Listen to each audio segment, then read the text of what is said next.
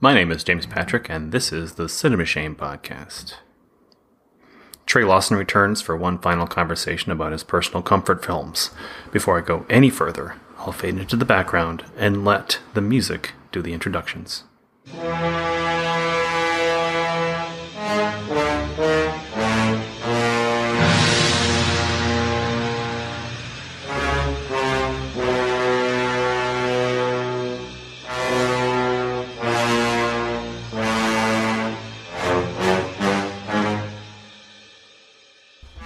And now, from Bells Are Ringing, we go right into Godzilla.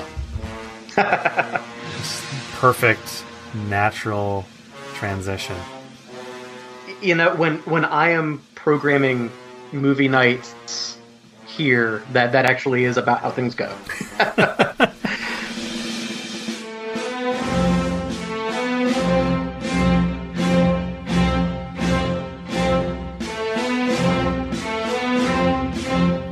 One of my posts for the Netflix DVD blog recently, I was pairing seemingly unrelated or thematically vague. I love the challenge of finding those connections, even if they're just some personal association. But I gotta tell you, I'm struggling to go from Bells Are Ringing to Godzilla versus Gigan. A different kind of spectacle, to be sure. And, you know, for this particular portion, maybe I should go first, considering yours comes after mine in Godzilla chronology. So we'll do that. In that way, we'll mix up the talking heads.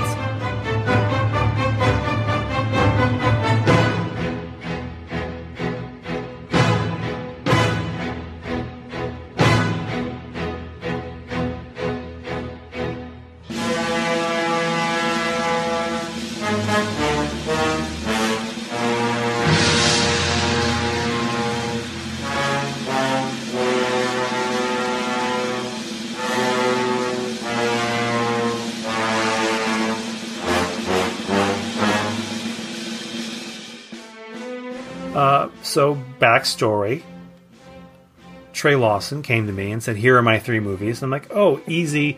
Darkman, Bells Are Ringing, and he gave me Godzilla vs. Gigan. And I go, I don't know how to not pick a Godzilla movie. And I tried. I was like, how can I spin this so that it's something more creative than picking another Godzilla movie? And I went, oh, there's massive kaiju turtles, and like I know those really well because of Mystery Science Theater, and I've rewatched them probably more than Godzilla just based on the fact that I've seen them in their original form, and then Mystery Science Theater, and that's not all that interesting either because I don't really feel any personal connection to those movies as much as I enjoy watching Gamera. And then it's like, okay, how can I spin kaiju into something else? And really there isn't another way, because when I got down to it, the kaiju movie that was kaiju to me beyond the original Godzilla was Godzilla versus Hedorah, or Godzilla versus the Smog Monster, which I think it's hard to know at this point, but I think it was the very first Godzilla movie I ever saw. So considering that you're taking the movie that Godzilla purists consider a bastard child of the franchise and making that your base for Godzilla, that's where I'm coming from. Out of the polluted waters it came, to become the most fearful menace that ever threatens mankind. Feeding, growing ever more deadly on smog. Only one force dared stand up to its overpowering evil. Godzilla! Godzilla versus the Smog Monster. Will Godzilla, man's friend, be vanquished?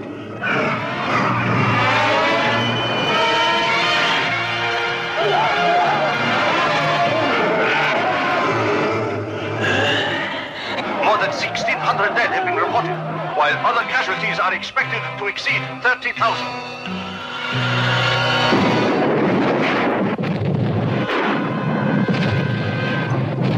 storage tank of the Japan Oil Company has exploded.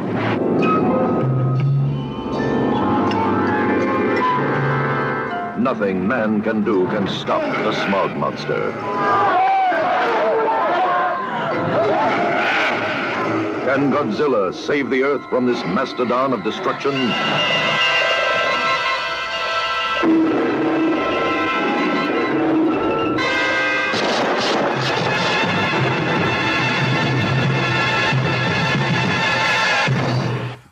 Godzilla vs. Hedorah came out 1971, and this really goes back to that environmental message that sort of kickstarted Godzilla in the first place. It wasn't necessarily environmental, but you're dealing with nuclear fallout and its effects on the planet. So I can see how pollution plays into this whole idea and why the director Yoshimitsu Banno went back to this concept. He wanted to create another environmental message, and this one is really heavy-handed on the whole we're destroying the environment and the smog monster is going to kill us all. It takes what was not so thinly veiled subtext of Godzilla and just throws it in your face. So the monster in Godzilla vs. Hedorah is quite literally the smog monster. He is the product of water pollution and air pollution. He comes out of the water and feeds directly on the smokestacks to gain power. So there's this wonderful, it's a very long shot where Godzilla is contemplating what to do, and Hedorah just keeps sucking on these three smokestacks. And when I was rewatching the movie, I couldn't help but think of the scene in Cheech and Chong's Up in Smoke where they're in the car and sucking on the the really massive joint. Mm-hmm. Hey, you want to get high, man? Does Howdy Doody got wooden balls, man? I got a joint here, man. I've been saving for a special occasion. Play on fire, though. Hey, I hope the drums don't mess up your upholstery, man. Nah, I'm in a band too, man. Oh, are you? Yeah, I'm a lead singer, man. Ah, that's hip. Yeah, we play everything from like Santana to El Chicano, man. You know, like everything. Hey, I'm just a love machine, and I don't work for nobody but you. I'm just a love machine, and I don't work for nobody but you. So when my temperature rise, and then I go for her thighs, and then I say guacamole in my juice, guacamole in my juice. Hijo de la chingada. Is that a joint, man? That goddamn looks like a quarter pounder, man. I don't know where. I think I must have gotten the record from my neighbor who had an extensive record collection, and I would go over there and just listen to whatever I wanted. At the time he was about 29 and I was say 11 or 10. So I got into a lot of stuff just because I was throwing it on. So I got to hear those Cheech and Chong records, and I'm like, I need more of this. So that could inform some of my smokestack sucking smog monster affection in a very backwards way. But to me, the smog monster is just such an entertaining adversary for Godzilla. Most of the time, Godzilla gets up there and he's fighting somebody else in another rubber suit. But the smog monster is really gooey. Mm-hmm. And as they're fighting, like, bits of him fly off and kill people and infect other parts of the city, and then the bits go out and they gain more power because they're in all the polluted waters and come back even stronger. But this time they're not strictly goo, they're like a flying saucer. The transitions are jarring and amazing and just bonkers. And one thing that really stands out to me is if you're used to, like, the Ifukube score from the early Godzilla movies, the very 1970s rock and roll music. It hits you. Give Back the Sun opens up the movie, and it's straight out of the 60s psychedelia, but the lyrics are straight up public service announcement style. Animals, God's animals, don't go away, don't go. Flowers, my flowers, don't go away, don't go. The sea has cobalt, it's full of mercury. Too many fumes in our oxygen. All the smog now is choking you and me. Good Lord, where is it gonna end? Got to get it back someday. Got to get it back, and soon now. But it's fun. Like it's goofy and silly, but its heart is in the right place, and it is. It's hard to I'm not the Godzilla devotee that maybe I need to be to put the whole thing in context. I've seen them all once. Some of them, like my favorites, I've gone back to. This one, obviously, the original. And I was told that people don't like this movie. I was shocked. I get it. I see why they don't like the movie compared to the other ones. But what people don't like about this movie are the things that draw me to the movie. Right. I mean, and honestly, one thing that stands out to me is, and you mentioned enjoying the original Gamera series, this Godzilla vs. Hedorah, along with maybe Godzilla vs. Megalon, are about as close as the Godzilla movies ever get to a Gamera movie. Because you've got the little kid there.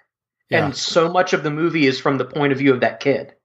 Yeah, there is a more childlike quality to this, the way that it's approached. And at the same time, it's a very interesting accumulation of filmmaking techniques. This isn't just a regular Godzilla movie. There's animated sequences. There's basically a PowerPoint presentation at one point to tell you exactly why pollution is bad. You've got a Brady Bunch multi-head video conference happening. Like, there's a lot going on in this movie, and you're like, what is happening exactly? Why? And it was explained to me that this is what really hammered it home for me, being the Bond fan that I am. I questioned how exactly does this movie fit into the Godzilla universe? And they told me it's the On Her Majesty's Secret Service of Godzilla. And it clicked, right? Because it's the movie that the true Bond fans love, but people who think James Bond begins and ends with Goldfinger were like, that Lazenby guy sucks. Right. I understand that reference because On Her Majesty's Secret Service is my favorite Bond movie. There you go. And I think that's sort of the thing is you're not going to like Godzilla vs. Hedorah if you don't go in understanding that by this point in 1971, kaiju movies were for kids. Yeah. Like this is almost not even in the same ballpark as the original Godzilla. Because as dark and dour and serious as that movie is, this one is none of those things. No. There's a serious message. Okay. We're conveying a serious message, though. Right. But in a way that is more okay for kids. Yeah. And also Godzilla flies using his atomic breath. And that is just wonderful.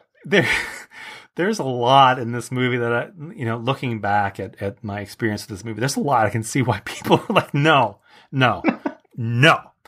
But watching it again, this is the pure Godzilla double take movie because there are so many moments where you have Godzilla reaction shots and there's all sorts of these cutaways that don't exist elsewhere. It's a childlike response this very simplistic, I don't really, what's going on response that Godzilla is throwing out there. Mm-hmm. And there's also this gooey element where Godzilla is like attacking the smog monster. So instead of these cumbersome wrestling matches that are happening with the typical Godzilla monster, this one, he's punching the smog monster and pulling innards out, which is just more goo. But, yeah, like the way his claws just sink into it, right, is really different from the other Godzilla movies. There's this double dare kind of quality to the smog monster because everybody gets slimed. Mm-hmm. There's just this goo and pus and filth, and Godzilla's punching and ripping pieces off, and there's a texture to the smog monster that's not typical. And I certainly think that kind of, maybe it's like a sandbox quality to the fight has it's, the cartoonish appeal, not just in the cutaways, which maybe wouldn't have played as well to the broader audience, but there's an overall cartoon-like sense of discovery and wonder, and anything can happen. This one certainly was the black sheep of the family, and the producers really hated it. Bano didn't get another shot. He was discharged immediately afterward, and even though he was planning another Godzilla vs. Hedorah sequel, all the way up until he died, he was still trying to get that off the ground. Yeah, this movie was that important to him, and you think, oh, it's just another Godzilla movie. It's the 11th Godzilla movie, but it really was an important film for this guy. Mm-hmm. And the closest that he came was, I think he was a consultant or something on the Gareth Edwards Godzilla movie. Because several of the surviving filmmakers that had worked on Toho Godzilla films were involved, at least in the early stages of the American one from 2014. But yeah, his original idea was the last version of it he developed was an IMAX 3D Godzilla movie with a new version of Hedorah as the monster, called Godzilla 3D to the Max. Why not? Couple fun facts I came across when I was looking up the necessary tidbits. This was Roger Ebert's favorite Godzilla movie. He said that in 1985, so it had that going for it. I can sort of see that, because Ebert always seemed to appreciate the campier side of things. He did.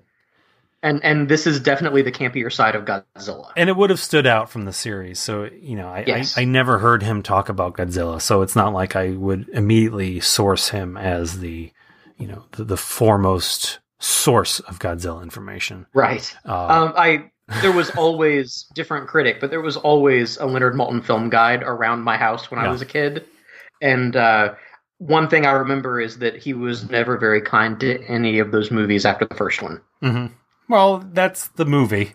And then the rest of them were made for, people who enjoyed the movie, and we needed to find something else for him to do. Like I was trying to explain to my kids, so they hadn't seen the original Godzilla, and I was rewatching this, so they sat down and watched it, and they got interested in it. So they also wanted to watch Godzilla versus Gigan. So they wanted to know more. So I was like, okay, so Godzilla started as like, so there's nuclear fallout, and this is the monster that happened as a result of World War II, and originally he was destroying Tokyo, but they couldn't have him destroying Tokyo every time, so he became sort of the protector of Japan, and like, what? Why? See, I'm like, I don't know, he's just, because that's how we needed to make more movies. It was. Yeah, it is an interesting transition. Practically, we needed a reason to keep bringing him back. And if he's destroying Japan every time, there's not going to be a Japan to destroy at a certain point. I'm better as a protector. I'm a good guy at heart. I just want to see justice done. So he sticks around and lives on an island nearby and comes when he's needed. Yep. Yeah, which becomes a very episodic kind of thing. I mean, it's you can sort of see the effects of the later. Well, it came before Godzilla vs. Hedorah, but the stuff like Ultraman that sort of spun out of the Godzilla phenomenon, then in turn having a feedback loop affecting the Godzilla movies themselves. My final little tidbit for this movie, the actor who played Hedorah, Kenpachiro Satsuma. Apologies if I'm butchering that in any way. He had to have an emergency appendectomy while filming, and they didn't have time to take off the Hedorah costume because it was so involved. So he had to have the appendectomy while wearing the Hedorah costume. Oh wow! Can you imagine being the doctor who had to operate on Hedorah? Oh, that's terrifying. But yeah, he was perfectly okay and went back to work a few days later. But just wondering, thinking about the logistics of trying to, maneuver Hedorah in such a way made for some wonderful mental visuals. And I think that whenever anyone sees this movie, it should be like a lead in that, consider that this happened midway through filming.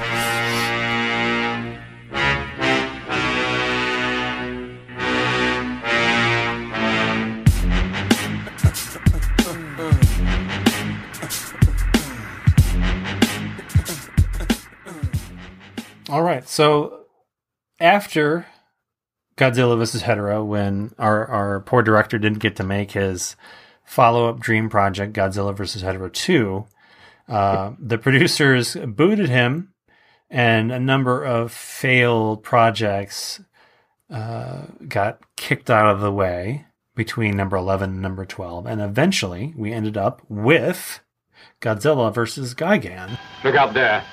Those are two space monsters. They belong to us, and they're being controlled by these two tapes here. What sort of creature are you? Give the orders. The monsters will now start attacking Tokyo and destroy everything in it.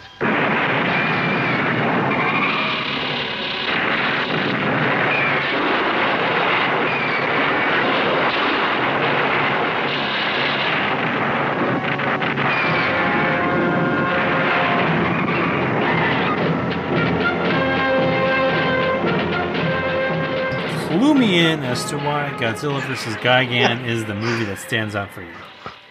Okay, so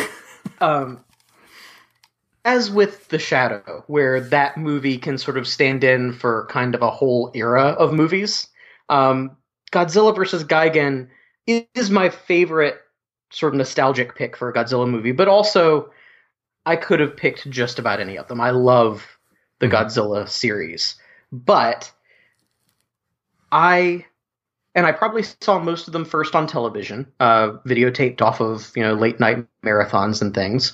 But there were a handful that I owned on VHS that I was given by my dad once he realized that I was getting into this sort of thing. And the ones that I had were the original Godzilla King of the Monsters, the Raymond Burr cut, which I very rarely revisited because it was slow and depressing and unpleasant as a kid.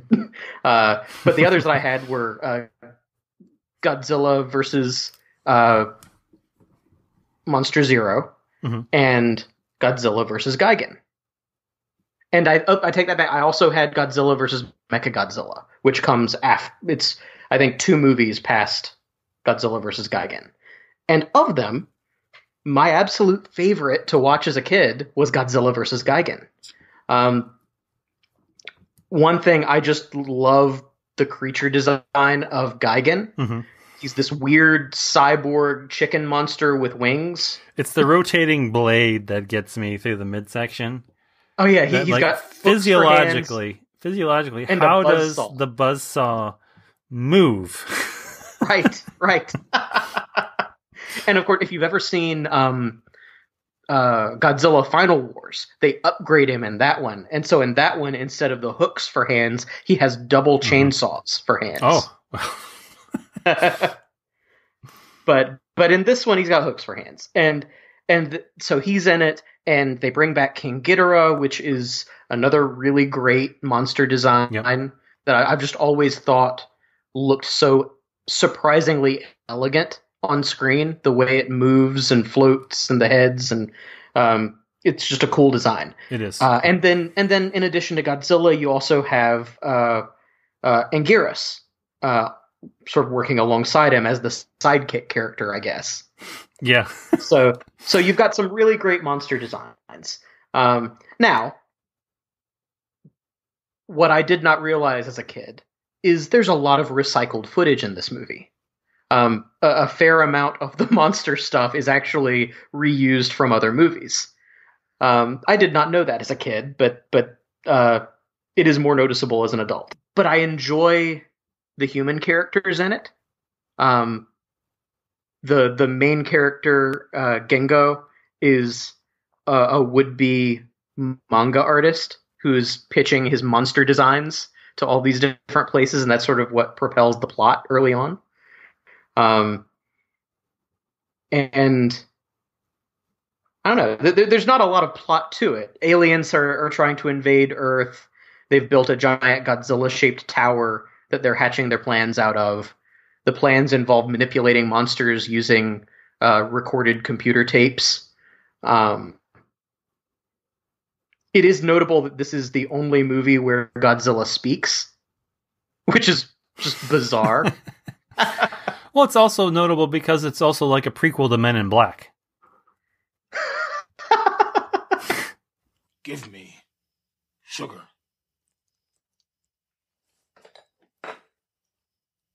In water.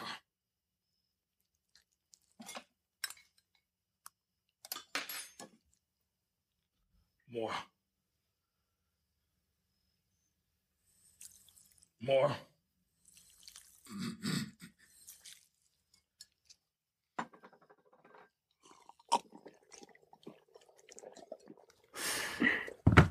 Because the bad guys are they're interstellar cockroaches. Yes, alien cockroaches. Yeah, I've never made that connection, but you're right. I guess it wouldn't be a prequel. I mean, this is, I guess, Men in Black would be the sequel to Godzilla versus Gigan. Right. They're trying again.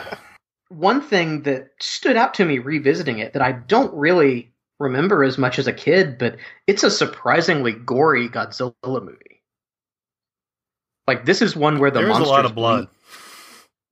Yeah.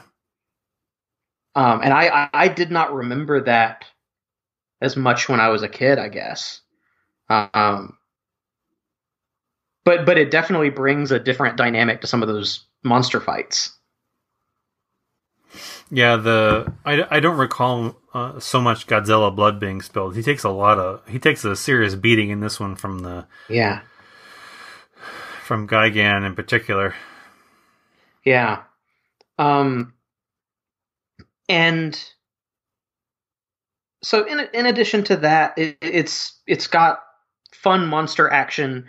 The human stuff is entertaining, but it never gets in the way of the monster stuff, which was very important to me as a kid. Well, no, you know, that's the last thing you wanted was more people stuff when you were a kid. You just wanted more monster fights. And this one has a pretty good balance, I'd say. It does have an actual narrative, which gives the human bits a little less of the torturous, like interstitial feeling. There's like an actual story. And there's a brother who's a scientist that is being held captive by the aliens. Mm-hmm. So the humans have a reason to keep showing up at this place where the monsters are. Yeah, and they're not unlikable characters either. A lot of times the actors were hard to root for as humans.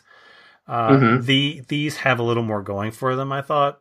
I mean, I think probably my favorite human characters are from like the original Godzilla versus Mothra, where you've got the reporters that are sort of following the story, or even I forget which. I think it's Monster Zero that has Nick Adams in it as one of the astronauts, and he brings sort of a fun dynamic to the movie, but yes, these human characters are likable, they're fun, and they know when to get out of the way of the monsters. Mm-hmm.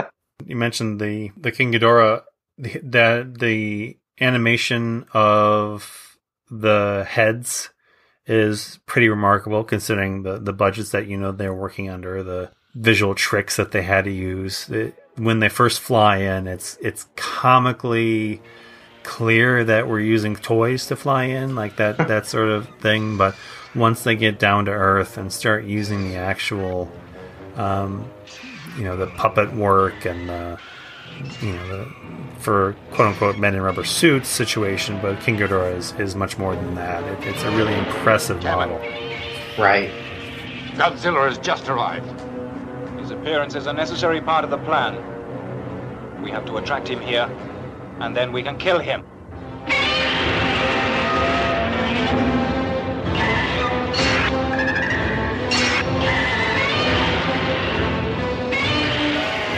And also, this is the final performance by Haruo Nakajima as Godzilla, which is notable. It is notable.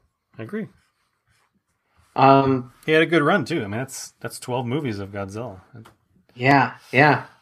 Unfortunately, and again, didn't know this as a kid, but the music is mostly recycled from other monster movies.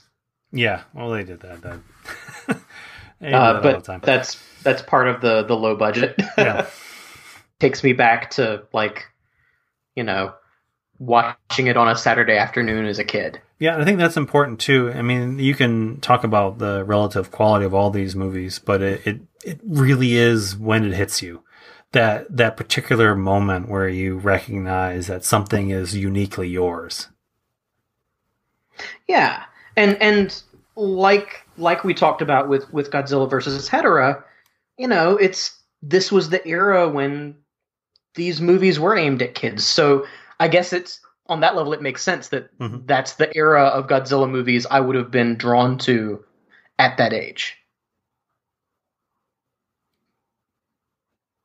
And they are just fun movies. If you're not a fan of Godzilla, maybe this isn't your thing.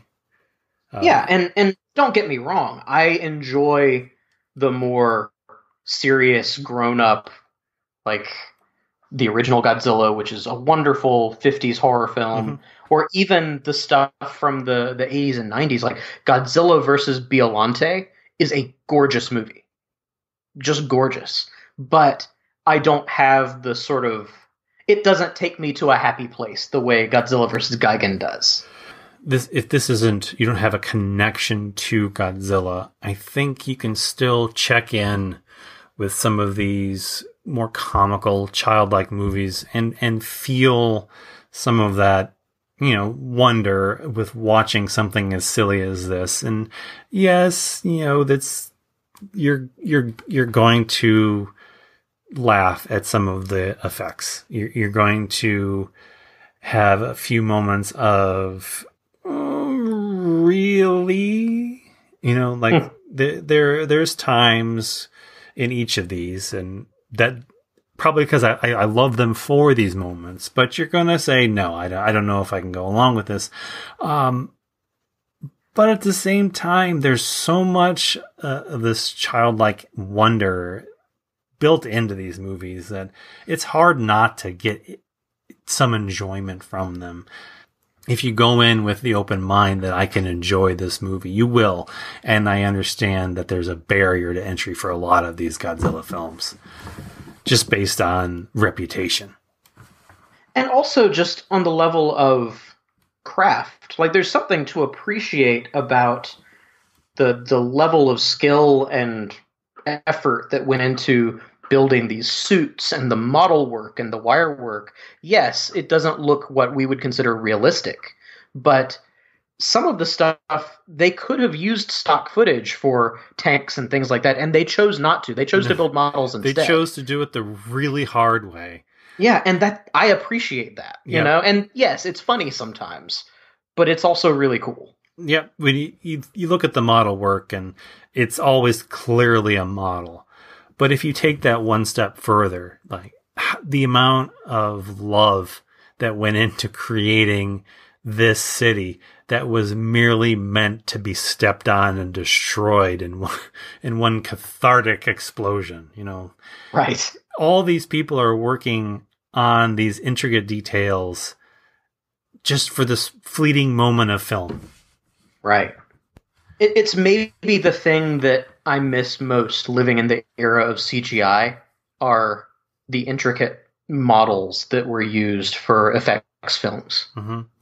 And we had I think at the last, we still get it every once in a while. I think the most notable, at least in recent-ish memory, we're stretching things here a little bit, but Independence Day, when they blew up the White House, and they built that model just to explode, because why not?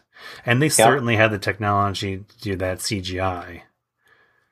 But somebody somewhere convinced the money that this was a good idea and it would look amazing. And it does. And that's probably why I still care about Independence Day at this point in time, because I know that some of these special effects were labored over in this way. Yeah, and even it's a totally different style of effects than the suit work that Godzilla does, but like Ray Harryhausen, like those effects look a little dated these days, but there's something physically, tangibly there. Mm-hmm. And even in their own way, they have a weight to them that CGI doesn't have. Yep. And that's just something that I miss in contemporary cinema. And we got to talk about that a little bit in The Shadow too, and matte paintings, and how that's, I mean, that's such a lost art. Matte paintings were gorgeous pieces of filmmaking, and we completely take it for granted now that everything is artificial. Like there's nothing interesting about those backdrops. They're programmed within an inch of their life. And in these older movies where you can watch and look at the artwork and the meticulous care that went into just a single matte painting that wasn't meant to do anything but not distract from the foreground scenery, is sort of remarkable. It's an extra textual layer that's gone from modern cinema. Which is not to say that there have not been fantastic movies, even fantastic genre movies, that have made really good use of CGI, but there's a certain quality to. It's different. It's something else. It feels different. Absolutely. And so that's part of why I come back to these old monster movies, is because at the end of the day, there's just something really satisfying about two people in rubber suits stepping on model buildings. It's no more complicated than that. And I think there's no more perfect way to end that conversation. Yeah. All right, that concludes our 3-part episode, our trilogy. I don't know. Do we get to call it a trilogy? I feel like they are too disparate to be a marathon. Yeah. Anyway, thank you for coming on and sharing these comfort movies. They speak to something that's very important about movie watching, and takes us back to times and places that we can't reach anymore, but through these feelings of watching movies. Thank you for having me.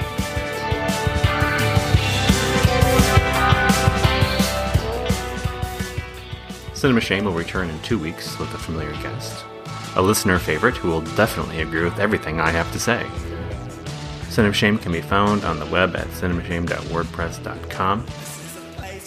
Tag us on Twitter at CinemaShame whenever you scratch off another movie you should have watched by now.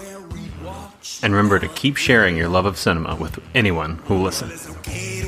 All hits, but once you step across that dance, no matter where you hide, the birds will come on after you. Lord, it's a shamedown, but in town, hang down. Oh, what's the fun? I got it. Line, Chaplin, slapping,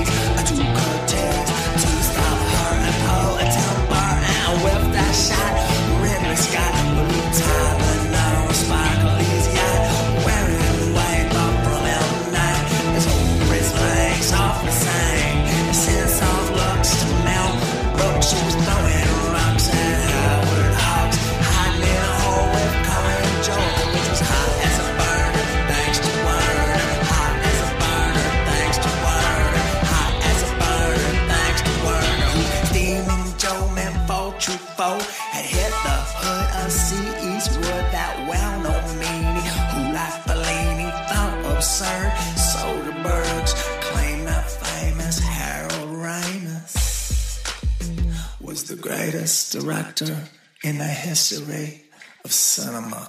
You have chosen wisely.